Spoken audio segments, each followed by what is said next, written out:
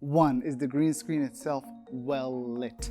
Number two, is the object that you're replacing the green screen with lit in the same way that you're lit? That's where people make a mistake.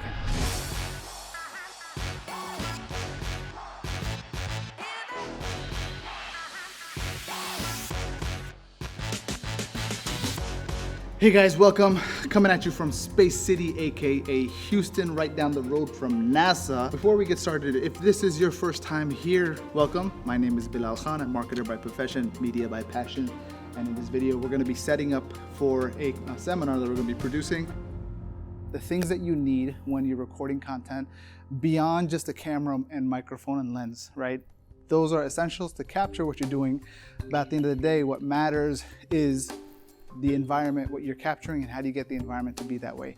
Number one thing is you need lights. More importantly than lights, what you're gonna put these lights on. Invest in a pair of C-stands, at least. One C-stand, you can get them used for like $100 off of eBay. A brand new one, probably 100, 150, and these will last you a lifetime. If I would do this over again, I would replace all the stands that I have with C-stands. Because just look at the height of this thing.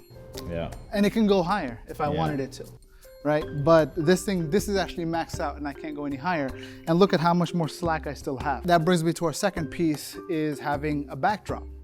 And this backdrop doesn't have to be sophisticated. Again, you can probably get the backdrop itself for $20 to $40. It's muslin, I think that's what it's called. They're black, they come in white, they come in green, blue, various other colors. You said Muslim like a 1960s. M-U-S-L-I-N. Oh, okay. Yeah, I not thought you Muslim. said, yeah, M-U-S-L-I-M. And so I got one here and I've got one back here. This is actually great if you want to block something off that's kind of ugly in the background. There's a door here, aesthetically not so pleasing, so I figured just black it out. What I could do, if I wanted to get fancy, is I could replace it with a green screen and put like a city skyline to make it look like I'm a rooftop. Do green screens really do that well as far as like making it look real, behind you? It's a matter of processing. So the key thing in any kind of green screen because whenever I do a green screen, it still looks cheesy.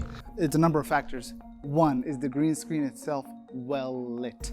Number two, is the object that you're replacing the green screen with lit in the same way that you're lit? That's where people make a mistake in. Sunlight's coming in from one way or it's lit in a particular way and you're lit totally different. It's like, yeah, it looks fake. So you actually have to get something that's lit in the same way. You have to plan it beforehand, right? You might even look for the background before you light yourself. I see. So that way you match your lighting to the green screen. We did you and Sheikh Walid in the Musalla. Yeah. But then I gave instructions to folks in Michigan to shoot Suleiman Hani and Majid in the same way. Yeah. And they were shot on green screen, and all I did was I literally replaced the green screen with your background, but because the lighting was consistent, it was almost seamless. Yeah. Unless you look very closely, you would not notice. I see. Right? So so far I haven't seen a comment about that, so no one's looked that closely yet. Yeah, I mean, I would pride myself in the fact that the downside of using a green screen in this space is because when you do apply a background, the render time goes up exponentially. And when it comes to backdrop, the thing you need to figure out, and I learned this late, and Ammar can testify to this. When we used to record with the green screen with Ammar, I would pull out the ironing board. Yep, just to iron. And I would iron it out. What actually is more effective is get yourself a bunch of these clips, right? You can get a set of clips of like, a dozen of these for real cheap. And then you just tighten it. And literally just clip and tighten. And make sure you're tightening it on both sides. You're stretching it horizontally. And then put something behind it to stretch it vertically. Right? And so that way the backdrop is tight. It's tight, yeah. I mean, if you look up close, it's wrinkled. You see the wrinkles. But if I stand right here, right, in position of where I'm being framed, in all of these cameras, this backdrop, right, and the backdrop behind me is gonna seem smooth and seamless. Part of it is because of the depth of field that occurs with the lens, because if it's focused on me, the stuff in the background is a little blurry, so any wrinkles might actually be blurred out.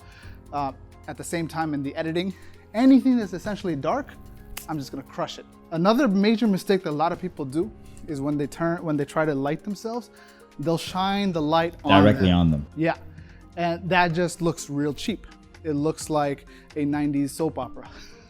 So I can see Belal is the master of the angles. He's got this one reflecting off of. This, like what I've done here, hats off to KD, Kahari Dixon, for teaching me the art of the bounce, right? Essentially taking the light and bounce it off of something to soften it up, but at the same time, make the area, it's like you're lighting yourself with the moon as opposed to the harshness of the sun. Yes, That's what it is. Light yourself or whomever you're gonna be shooting by bouncing the light off of somebody. Whether you're using this light on your cell phone or a ring light or a large LED thing like this, and just to kind of give you an idea of the difference, right? So if I'm standing here, right, whether it's on this camera, this is the aesthetic of a bounce light. If I flip this thing around, this is the aesthetic of a hard light, right? Harsh shadows. I mean, if you want to give the impression. So is there like a particular formula as far as angles, or you just play around with it until you see something, until you notice no shadows on your face, or like what? So the principle is that you want to paint with shadows. Because like you'll notice that these cameras here and these cameras here, they're more or less on my shadow side. Even you are placed on my shadow side. And the light is behind me. So this is the main light. That's what you're talking about. No, they're all, so this is the key light. Okay. The main light here. If I turn off all the lights, boom. Worst case scenario, I only have one light to play with, right? And I turn off this light too. And this is the only light that I have. This is where I want to be, right? This light is lighting one side of my face. Yeah. Not like flat, but like at an angle. Yeah. And then I am lighting myself from the shadow side. Right, and so this gives the effect of depth, because essentially. So your right side is the shadow side? Right now, yeah, my right side is the shadow side. It doesn't matter which side it is. It's just a matter of the fact that the camera is on the shadow side. I'm trying to figure out, how do you know what your shadow side is? The side that's not lit. Okay, but it's kind of coming at you at a. It's at an angle, It's at but a you're very gonna come at me slight from the angle. opposite angle.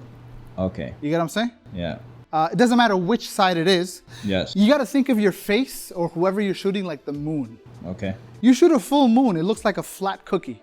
Okay. But you shoot a moon on a crescent or a half moon, you see its round nature, right? It's the same thing with the face, with anything that you're shooting. If you shoot me like from here, right? Like I'll look flat, generally speaking. Okay. But if you shoot me at an angle, suddenly on a two-dimensional plane, I'm looking like I have some sort of depth. So that's the key thing, is like however you light yourself, bounce the light and put the camera on the shadow side. I see. So you would never record straight up like this, I mean, in terms of the lighting, like flat. I try to avoid it, Okay. right? You always shoot at an angle, a little bit. Yeah. You want the light to shoot into the camera. I see. That's what's essentially going to happen, because that's what this camera is doing. Shooting light. It's capturing light. So you want to be in the direction of the. If you looked at light like a water hose, Yeah. right, and your camera's the bucket, you want to capture those photons in the camera. I see. So like that's the mentality that you need to have.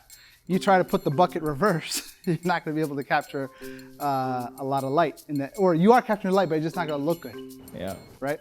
So that's essentially it. You got to have some lighting, bounce it, and having more than one light is helpful. If you were to get a second light, you only got two lights, separates me from what's in the back, right? The idea is to give myself a bit of a halo, right? Some people say, no, get a fill light. With the cameras that we have today, I don't believe that's necessary, because there's enough bounce off the wall to give me some sort of fill.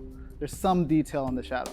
Okay. Right, and then if I want to light up the background to showcase my environment or whatever, and this is something I like to do with any instructor that's being shot, is I like to have something in the background in a simple way. So if we're teaching a class and it's like knowledge-based stuff, I figured, okay, you got a little library of books back there, this looks good. In other places in the hotel, we had Sara Sultan, a counselor. I had some like jewel-like ornaments, you know, stereotypically like, oh, that looks feminine, so let me put that there. We had Omar Hussein, he was teaching in San Antonio at his hotel location. I found a picture of like a Parthenon, like the Roman columns. Yeah. I just put that in the background, Yeah. right? And that kind of suited his, I guess, aesthetic. That I was Even going earlier, for. you were looking for plants. Yes, I was looking for plants for you. We ended up going with just a straight white. Yeah. But like, even if you have nothing else, something as simple as greenery could work, right? So that's just a quick tip in regards to, and all of these things that I'm talking about, they don't cost anything. You just take advantage of the environment that you're in. At a hotel, whenever I've got a location, I'll literally grab the plants out of the lobby. You saw me do that with His Majesty. Yep. Pretty much it. You got the lights, you got the stands, you got the backdrop. The stands also with the backdrops. Got the clips. You got something to bounce the light off of. It could be a wall, it could be a V-flat. This itself is nothing special. It's literally styrofoam that I bought and taped together. Or you just look for cardboard or just look for a V-flat. You could probably buy one off of, it's not that expensive. Like So even cardboard would work. Yeah, as long as it's the appropriate color. So you got like white cardboard, Okay. or you just spray it white or something.